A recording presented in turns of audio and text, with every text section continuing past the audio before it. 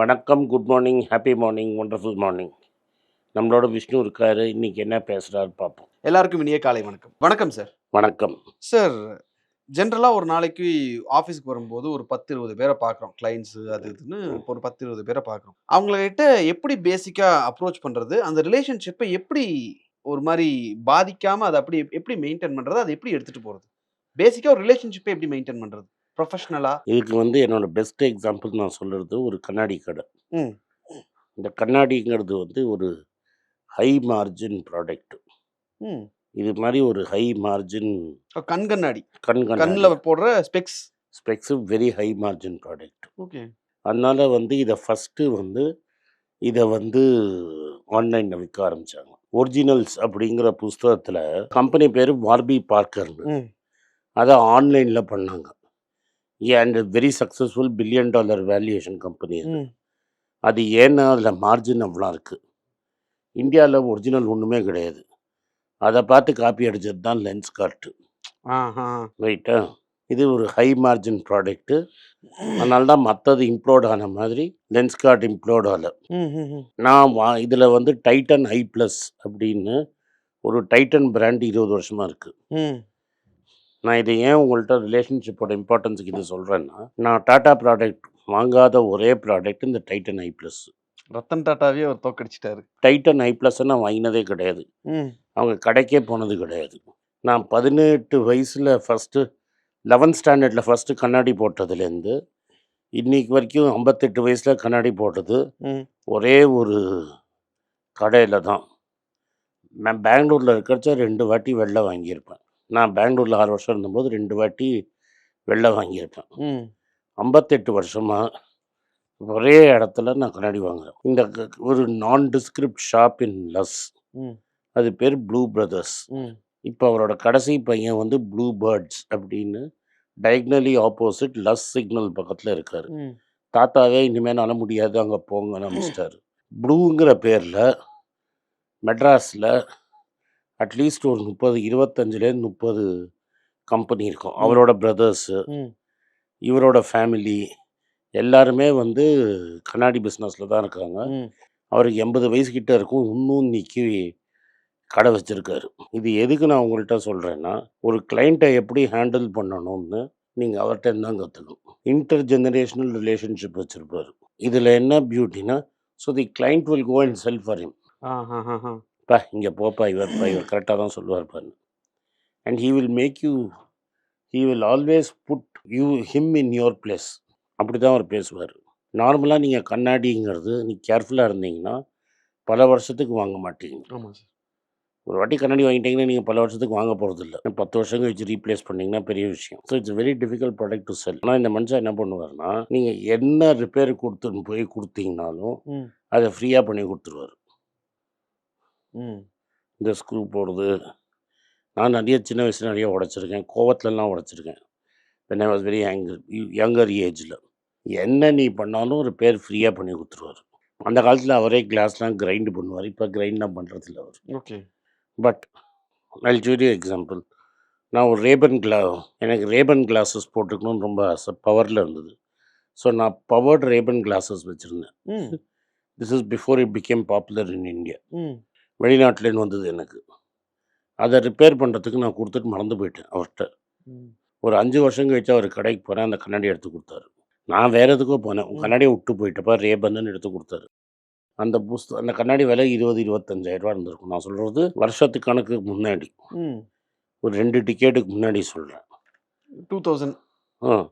அப்போது ஒரு மனுஷன் எவ்வளோ ஞாபகம் வச்சுருந்தா, ஒரு கிளைண்ட் 5 வருஷத்துக்கு முன்னாடி கொடுத்த கண்ணாடியை கரெக்டாக வச்சு அந்த கிளைண்ட் திரும்பி வரைச்சா கொடுக்கணும். And he will make you so feel guilty that நீங்கள் என் ஒய்ஃபு தொலையிறதுன்னு இந்த இது கைண்டுக்கும் ஃப்ரேம் கைண்ட் எடுத்து இந்த அப்போல்லாம் டைட் பண்ணணும். இங்கே இந்த டைட் பண்ணுறதுக்கு போவாங்க.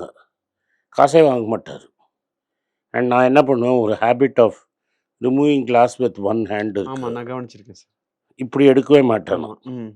நான் இப்படி எடுப்பேன். ஸோ என்ன ஒன்று என் கண்ணாடி இப்படி ஆகிடும். ஸோ நீங்கள் 6 மாதத்துக்கு 8 மாதத்துக்கு ஒரு வாட்டி கண்ணாடியை நீங்கள் ஹீட் பண்ணிட்டு அலைன் பண்ணுவாங்க. அந்த அலைன் பண்ணுறதுக்கெலாம் ஒரு காசு வாங்க மாட்டார்.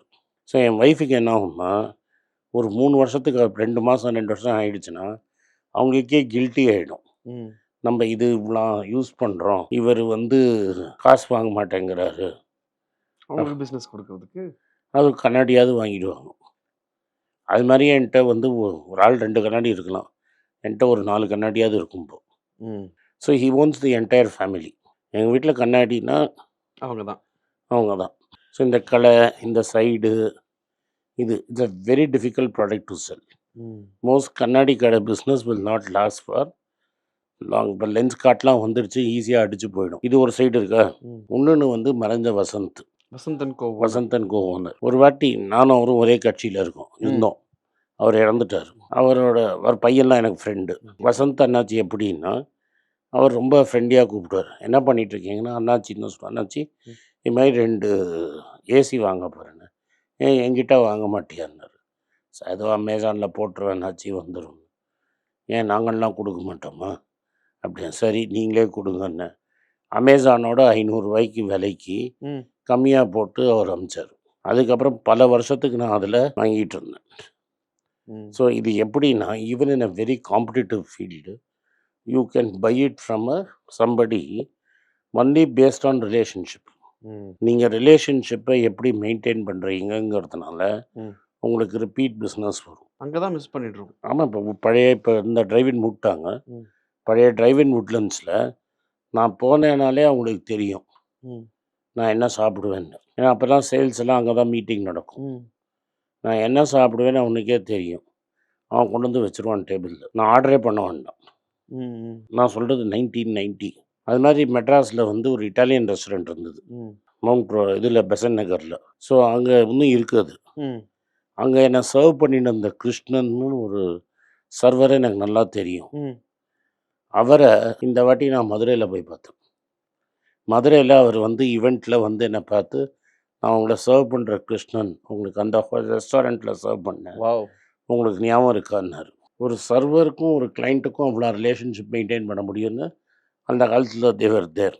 ஓகே. இப்போ நீங்கள் ரெகுலராக தாஜ், நான் போகிறதில்ல இப்போ, பட் தாஜ் ஹோட்டல்ஸ் போனீங்கன்னா ம். The server will know you by name. இதெல்லாம் ரொம்ப small nuances nuances. to keep the relationship intact. இன்டாக்டாக இருக்கணும். அண்ட் யூ ஷுட் பி நீங்கள் வந்து சிலதை வந்து you should be willing to let it on the table. Okay sir. So ரிலேஷன்ஷிப்பை எப்படி மெயின்டைன் பண்ணணும் அப்படிங்கிறத சொன்னீங்க. ஒரு ரிலேஷன்ஷிப்பை ஒரு ஃப்ரெண்டோ இல்லை கிளைண்ட்டோ பார்த்து நான் ரிலேஷன்ஷிப் மெயின்டைன் பண்ணுறேன், பட் அவங்க நோகாமல், அவங்க ஹர்ட் ஆகாமல் அவங்ககிட்ட எப்படி விற்கணும், ஒரு பொருளை விற்கணும் அப்படிங்கிறதையும் தெரிஞ்சுக்கணும். அதை நாளைக்கு எபிசோடில் எங்களுக்கு எக்ஸ்பிளைன் பண்ணால் நல்லாயிருக்கும் சார்.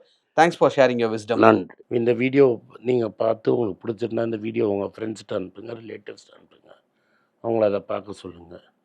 நீங்கள் இந்த சேனலை சப்ஸ்கிரைப் பண்ணுங்கள், பெல் நோட்டிஃபிகேஷன் தட்டுங்க. பெல் நோட்டிஃபிகேஷன் தட்டலைன்னா ஒரு வாட்டியும் நாங்கள் வீடியோ போடுறச்சோ உங்களுக்கு நோட்டிஃபிகேஷன் வராது. நன்றி, வணக்கம். வணக்கம். எனக்கு ஒரு விஷயத்தை அட்டென்ஷனுக்கு கொண்டு வந்திருக்காங்க. என்னோட ஏஐ ஜென்ரேட்டட் இமேஜை பார்த்து யாரோ ட்ரேடிங்க்கு பணம் கொடுத்து ஏமாந்துருக்காங்க. ப்ளீஸ், உங்களுக்கு நான் பல தடவை சொல்லிட்டேன், இப்பவும் சொல்கிறேன், நான் யார்கிட்டையும் பணம் டைரெக்டாக வாங்குறது இல்லை, அப்பாயின்மெண்ட் பார்க்குறதே கிடையாது. அதனால் என்னை பார்க்கலான்னு யாராவது காசு கேட்டாலும் இல்லைன்னு சொல்லிவிடு. அடுத்தது ஒரு இமெயில் ஐடி இருக்குது, அதில் போட்டால் எங்கள் டீம் கான்டாக்ட் பண்ணுவாங்க. அது டைம் ஆகுதுன்னா வினோதோட இன்ஸ்டாகிராம் அக்கௌண்ட்டில் வினோத்திட்ட மெசேஜ் பண்ணுங்க. அவன் என் தம்பி, அதுலேயும் அவன் காசு கேட்க மாட்டான். காசு கேட்குறாங்கன்னா ஏமாறுறீங்க. யார் என்ன சொன்னாலும் கம்பெனிக்கு செபி அல்லது ஐஆர்டிஏ அல்லது ஆர்பிஐ ரெஜிஸ்ட்ரேஷன் இருக்கணும்.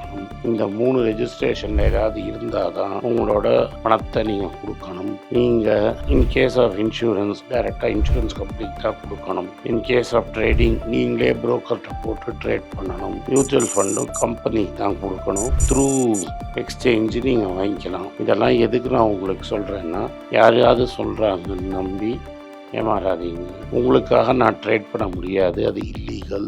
நான் ட்ரேடும் பண்ணுறது கிடையாது. அதனால் ட்ரேடிங் ப்ராஃபிட் பண்ணி தரேன்னு சொல்கிறது ஏமாத்தல். எனக்கு ட்ரேடிங் பண்ண தெரியாது. என் பேரை சொல்லி ட்ரேட் பண்ணி உங்களுக்கு ப்ராஃபிட் ஷேரிங்னா ஃப்ராடு, ஏமாற்றம். நான் யார்கிட்டையும் காசு கேட்கல, கேட்கவும் மாட்டேன்.